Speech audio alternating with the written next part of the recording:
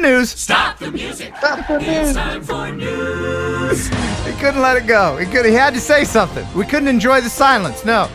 Let's go ahead and get into the newsroom with our buddy, Jeff Sills. What's happening, buddy? Oh, got ourselves I don't know, I guess it's a fairly busy week. I mean, 4th of July offered some interesting news stories.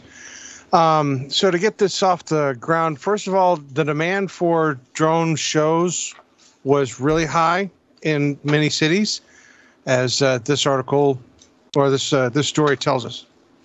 They're the sights and sounds of the 4th of July. But this year, across America, towns are doing something different to celebrate the stars and stripes, ditching fireworks for drones. I thought it was really cool. It's growing in popularity out west, where the fire danger is higher than ever. Each year, the number of wildfires spike dramatically on the 4th. We cannot ignore the environmental impacts and the circumstances that we're in today. Here in the small town of Gypsum, Colorado, that's Mayor Stephen Carver's top concern. So this year, he's hosting the town's first ever drone show. I do think it will replace the fireworks. Why? Well, our community understands the fire danger here.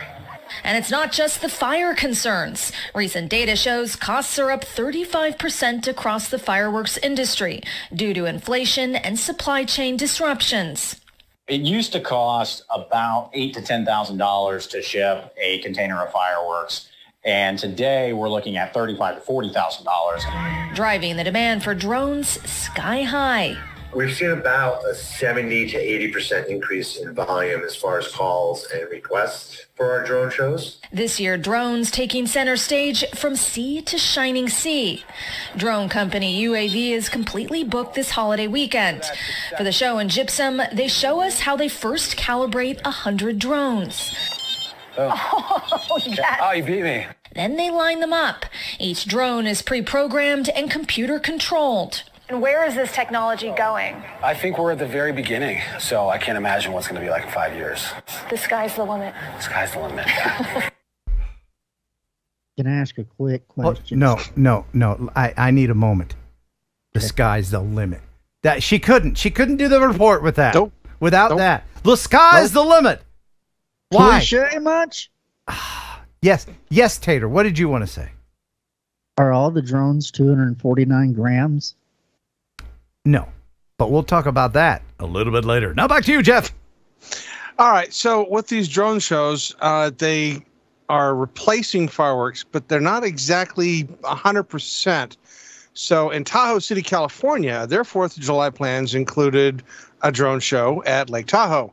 But because the weather system in the area was going to bring wind gusts that were way beyond what would be safe to fly a drone, they had to cancel the drone show as well. So they didn't actually have a show. And from what I understand, they're just postponing it, and they're going to do it at a later date.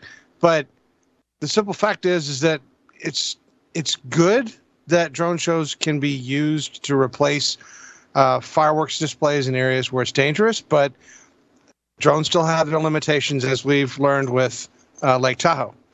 And also, California, they have a big problem with illegal fireworks. They're using drones in a whole different way. For the first time, drones will be used to spot illegal fireworks and zoom into where they are being set off. Earlier today, I got to see the new equipment in action. Taking off. A watchful eye in the sky will be on the lookout for illegal fireworks in the city of Grover Beach this 4th of July. Grover Beach, please stop using illegal fireworks. The drones are equipped with loudspeakers and HD cameras that can zoom into specific locations blocks away. That's what makes this drone unique, is that it has a 200 zoom capacity. The drones also boast infrared cameras, night vision, and the ability to measure distance. They're going to be a couple hundred feet in the air. And they will be able to see the different explosions of illegal fireworks that are occurring. A drone pilot and an observer will be watching for illegal fireworks. Once a large firework goes off, that location will be relayed to 2 officers patrolling in unmarked cars. Last year we had documented 55 fireworks calls within a 6-hour time span, we were only able to respond to 28 of those calls, and the average time was about 2 minutes to respond. With this, we'll be able to get there within seconds and be able to determine if there's a violation or not. Officers hope the crackdown will prevent vegetation and structure fires caused by fireworks. Police say that drones have been used 30 times so far this year. Anyone caught setting off illegal fireworks faces a fine of $1,000. Oh my God! No, I know. Wait. What happened? Okay, there we are. I was transfixed on Jeff's beautiful face there for a second. I was just I couldn't look away. So you missed the beginning of the video and the end. Let me play the very beginning of that.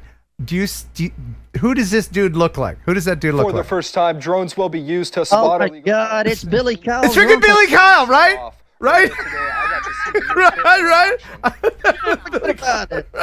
was like, damn, what's Billy Kyle doing as a reporter? All you need is a Sharpie to connect him to eyebrows. Right. Don't connect them, man. Don't connect them. All right. Sorry, Jim. Back to you, buddy. Okay. So Japan is getting into the drone business, I guess, per se.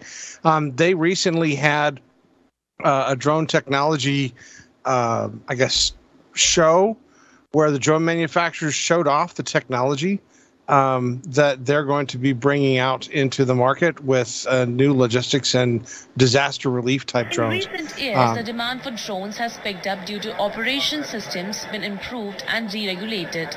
Drone manufacturers are now focusing on technology which is efficient for logistics and operation at disaster sites. In Japan, the level 4 of the drone system will begin by the end of this year. Under this system, the operator of the system could fly a drone in the area where it is not visible to the operator's eyes. As drone regulations are relaxed and technologies are being developed, drones will be useful in disaster management, logistics, and all other fields in the future. Very cool. I'm glad you... Not like she said doo-doo drone at the very beginning of that. She did. She did. Oh, okay. That's a new model coming out. Yep. The doo-doo? The doo-doo drone. Yep. Mm-hmm. I wondered what happened with that drone from GoPro. Bought the rights. The Karma? That was doo-doo from the beginning. Yeah, that was. Your turn, Jeff. Okay, so next in the news, we had a story that we did last year about a gentleman in New York City or off the New York beaches that was using his drone to track sharks. And he was just doing it on his own. It was just his own thing that he did, and he was having lots of success being able to warn people that, sharks were in the area.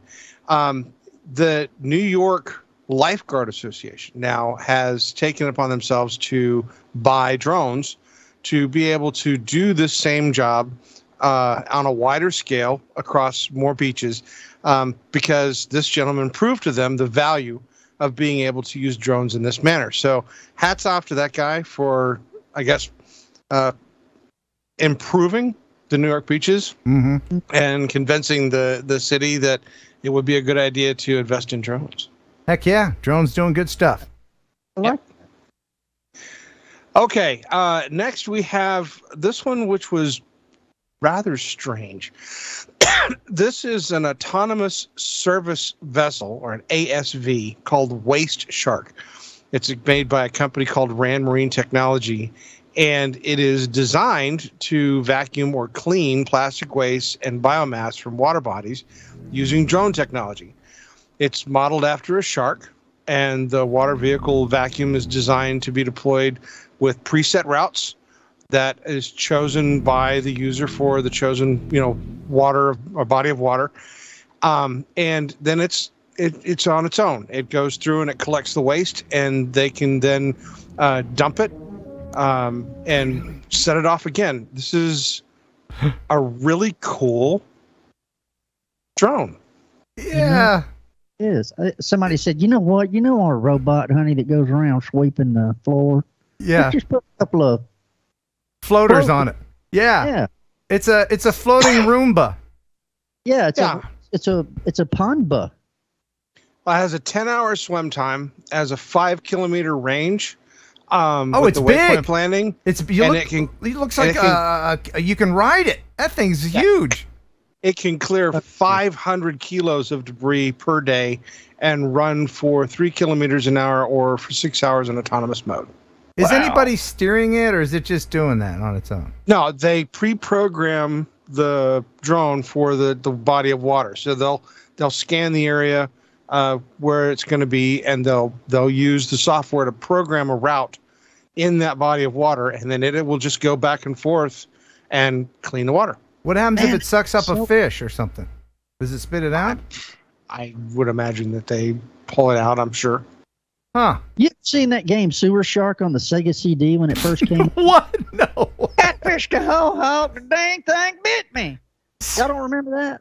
What kind of wacky Louisiana video games are you playing? Oh, man, y'all need to Google Sewer Shark. It was awesome. What do they call that thing that you do when you grab a catfish by your arm?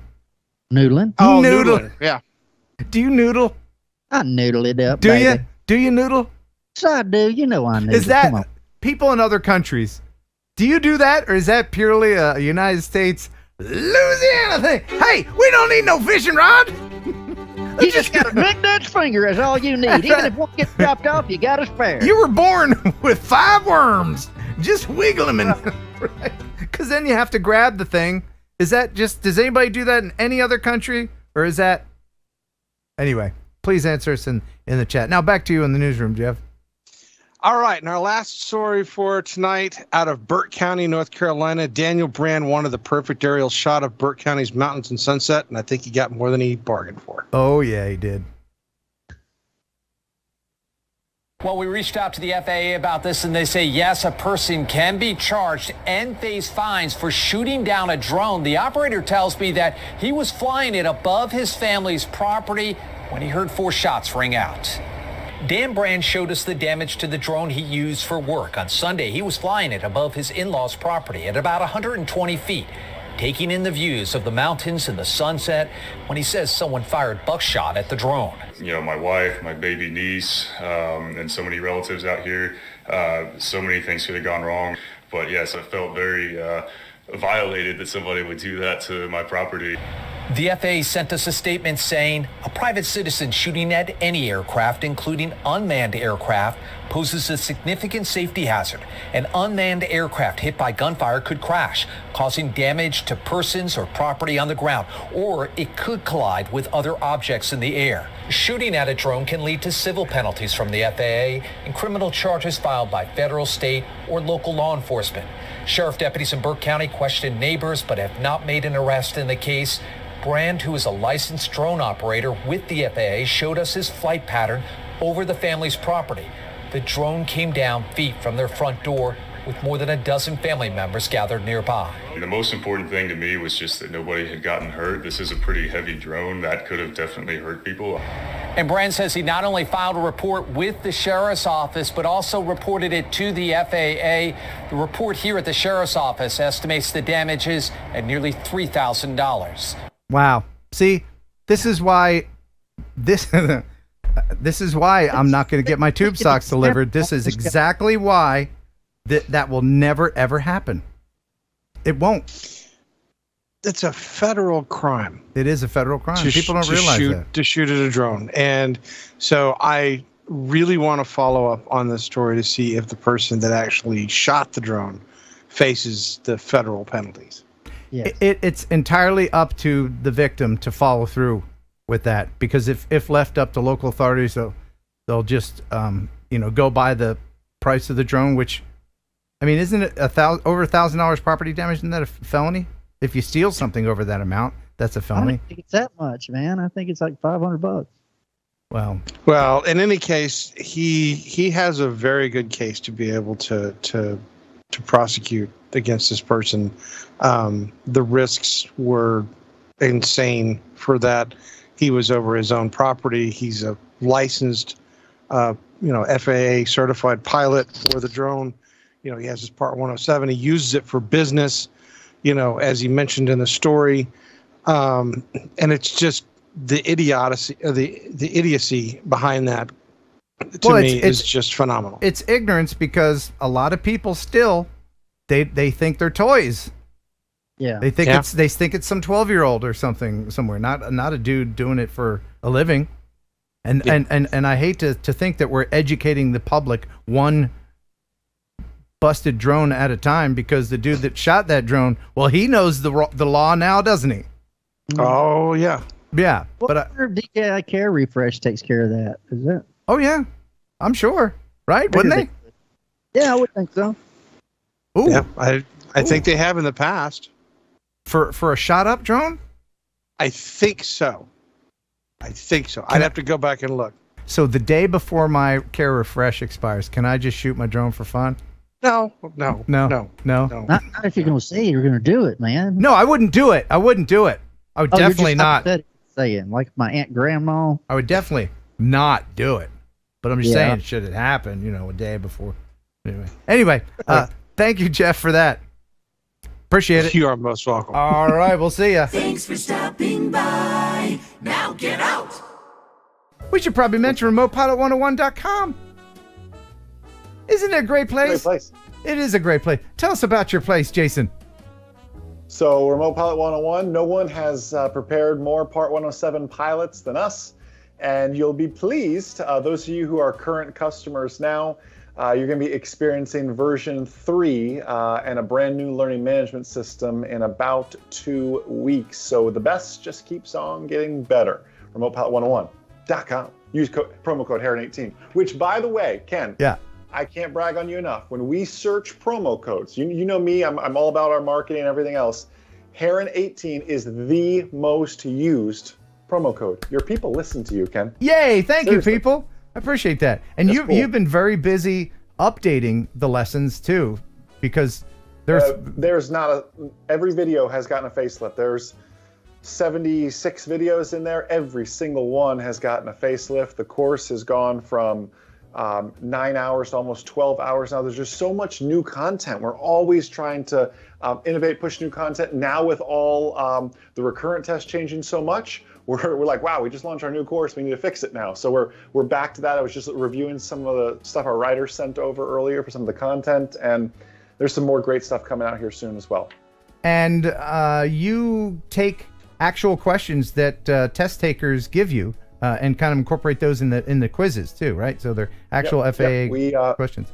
We have a ton of data on that, no doubt. So yeah, and I always share, this, Ken, I call them the boot camps at the end, where I share, this is a question you're going to see on your knowledge test. Let's not memorize it. Let's understand the why behind it. But just to prepare them for the knowledge test. You know this, though, Ken. I want you to be safe in the real world. My mission isn't just to pass a test. I want you safe when you're out there flying FPV, whatever it is, so you can be a light and be a mentor to everybody else that's out there wondering about what this new drone space is. Even though it's not that new, but to many it is so new. We have to be ambassadors to that. You're a shining star, Jason. A shining star. Awesome.